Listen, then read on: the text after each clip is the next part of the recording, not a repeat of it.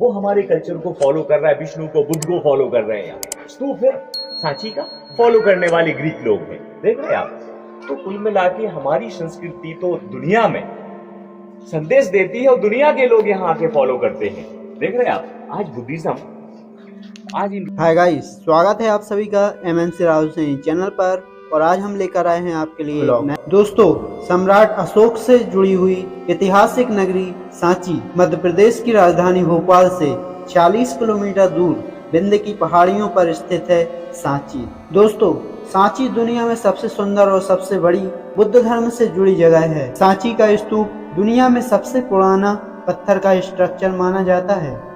दुनिया भर से लोग यहाँ पर घूमने के लिए आते हैं। भगवान बुद्ध से जुड़ी सांची इसे सम्राट अशोक ने 3री शताब्दी ईसा पूर्व में खुद अपनी देखरेख में बनवाया था। तो दोस्तों स्टार्ट करते हैं इस ब्लॉग को और दिखाते हैं आपको सांची का स्तूप।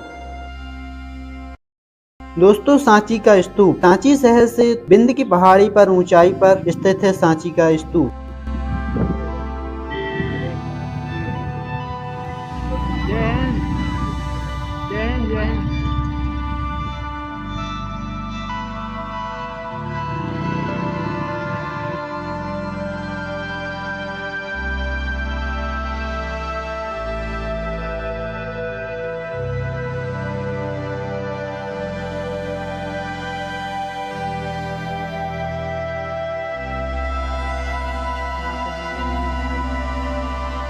दोस्तों हम आ गए हैं मेन गेट पर।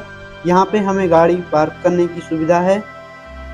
आप यहाँ पर 2 व्हीलर 4 व्हीलर ऑटो वगैरह से यहाँ पर आ सकते हैं।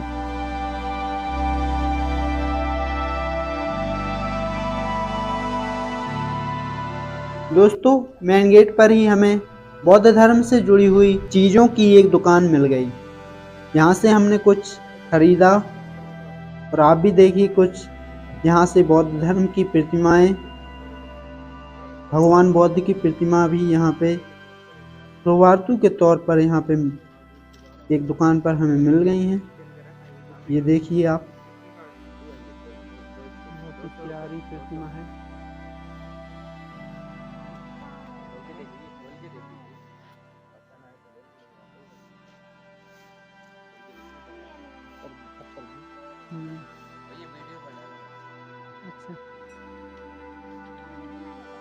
और अब आगे बढ़ते हैं अपनी मंजिल पर।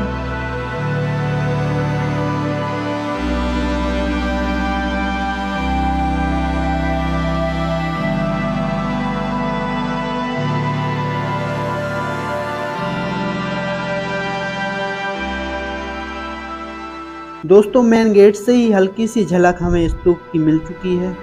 यहाँ पे हमें मेन गेट से ही 2 स्तूप यहाँ पे दिख रहे हैं। तो चलते हैं आगे। यहाँ की हरियाली एक अलग ही सुंदरता बिखेरे हुए है। और यहाँ पे सांची के स्तूप और जो भी मंदिर हैं वहाँ की पूरी डिटेल यहाँ पे दी गई है।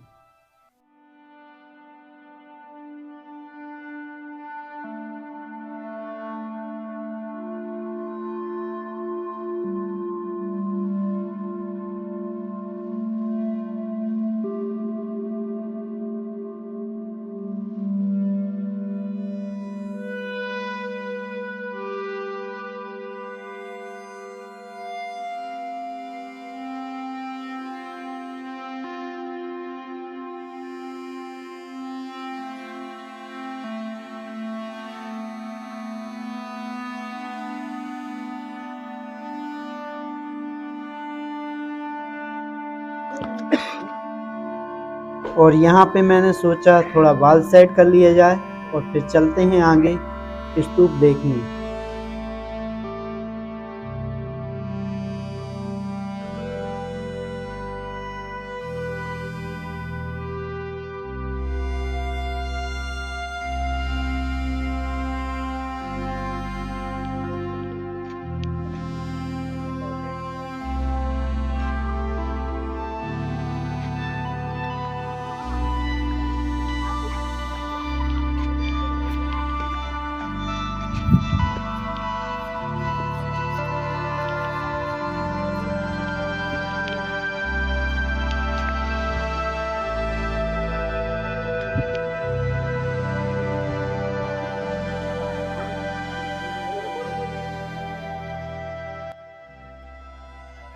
तो ये देखिए आप पीछे कितने अच्छे से ग्रीनरी यहाँ पे दिख रही है।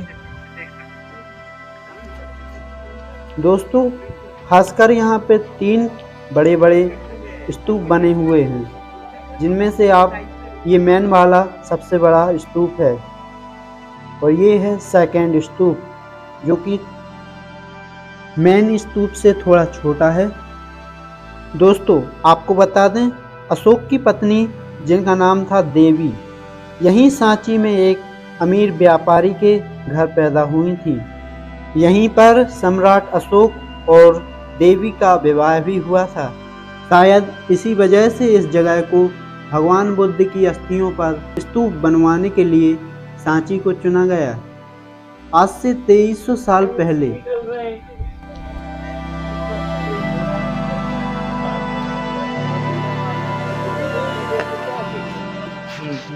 तो विदेशी लोग देखो वहां करली या टोपी, स्कर्ट, लंबे जूते।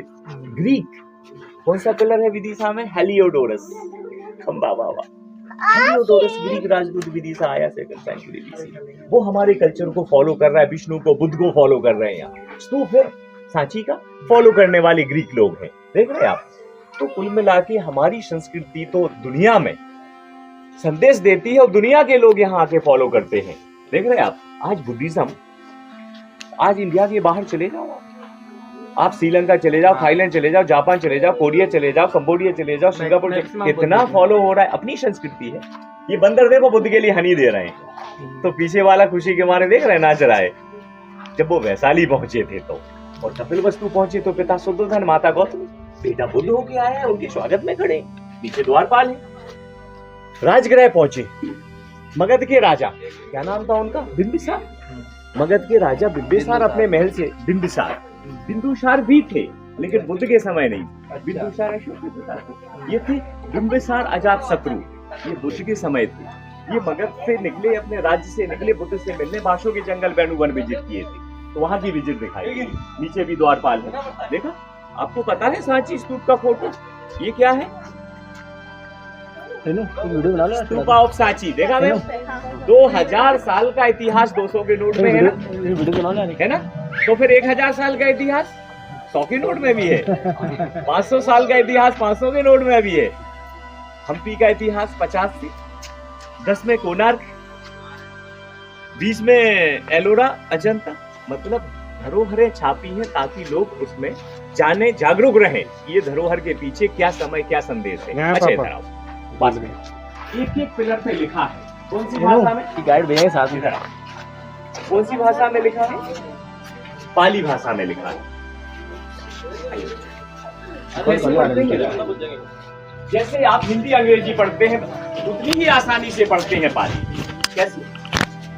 दा ना अम, दा ना अम, दानम मतलब दान। वज्जिगाता, डोनर का नाम वज्जिगाता से दानम। अब देखो, कभी कोई कागज पे लिखता है, कभी कोई कपड़े पे लिखता है, कभी ताम्रपत्र लिखते हैं, तो कभी पत्थर पे शिलालेख लिखे जाते थे दान करने वालों के नाम। सब में दानम जरूर आपको समझ में आएगा। देखो, मात्र दानम, हर पत्थर में दानम लिखा हुआ है। देखा मैंने, यहाँ देखो, ये हिस्सा है महायान का, जिसमें हम फॉलो करते मूर्ति से बुद्ध को, है ना? तो पहले स्तूप और फिर बाद में मूर्ति पूजा शुरू हुई यहाँ पे 5th सेंचुरी एडी से, है ना? तो ऐसे 4 पिलर और छत भी होती थी, है ना? यहाँ पे कटिंग और फिटिंग को देखो, ये जो कॉलम है इसके अंदर होल बना के ये स्टोन कैसे डाले गए? जैसे लकड़ी को कारपेंटर काट काट के जोड़ता था, वो हमने पत्थर में काम किया। और कब? 2200 साल पहले, 2nd सेंचुरी बिफोर क्राइस्ट। ये ईसा के पहले का बना है। इधर देखो, डायनेस्टियां बदलती गई, राजवंश बदलते गए, लेकिन संदेश हमेशा लोगों को मिलते रहे, है ना? एक पत्थर में दानम दानम लिखा हुआ है, सभी पत्थर डोनेटेड हैं यहाँ।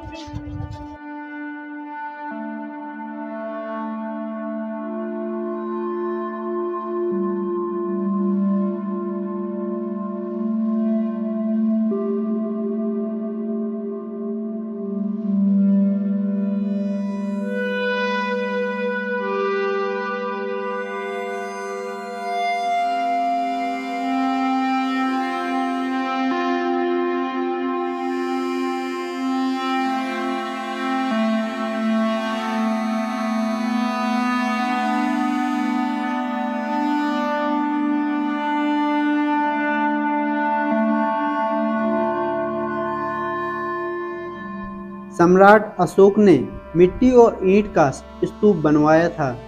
इसके 100 साल बाद शुंग वंश के अग्निमित्र ने इस पर पत्थर जमवाकर इसकी मजबूती को निश्चित किया।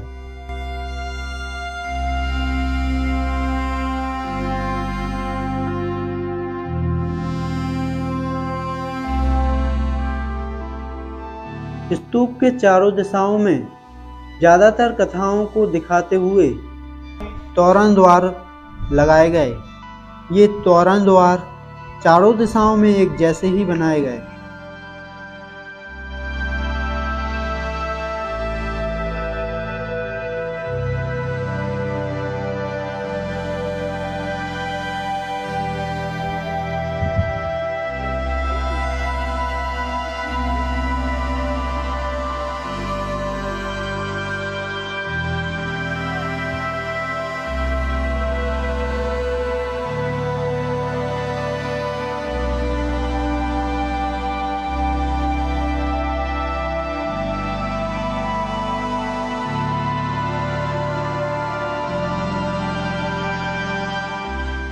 उस समय के व्यापारियों ने सभी ने मिलकर पत्थर दान किए और रेलिंग बनवाई और इस पर सीढ़ियां आदि लगवाईं। दोस्तों, उस समय इसे सगुन वेदिका कहा गया। दोस्तों, इस स्तूप की ऊंचाई 21.64 मीटर है। इसका व्यास 36.5 मीटर है।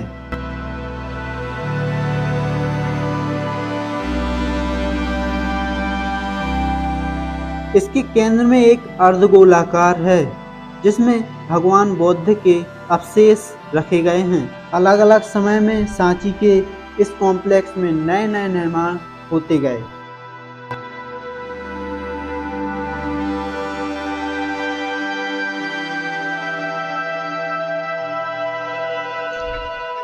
ये स्तंभ 3री शताब्दी ईसा पूर्व में धर्म के प्रचार के लिए बनवाया गया था। 12वीं शताब्दी से लगभग 18वीं शताब्दी तक इस सांची के स्तूप को भुला दिया गया और इसमें जंगलों की भरमार हो गई। यहाँ सब खंडरों में परिवर्तित हो गया और इसके बाद जनरल टेलर ने सन 1818 में इसकी फिर से खोज की तो दुनिया को एक बार फिर इस पर नज़र घुमानी पड़ी। इसके बाद भी पुरातत्व शास्त्रियों और खजाना खोजने वालों की वजह से सांची को बहुत सारा नुकसान झेलना पड़ा। बाद में 1912 से 1919 तक आर्कियोलॉजिकल सर्वे ऑफ इंडिया के सर जॉन मार्शल ने सांची का जीर्णोद्धार किया। यहाँ बिखरे पत्थरों को वापस अपने स्थान पर रखकर व्यवस्थित किया गया और अब यही स्मारक हमें देखने को मिलता है।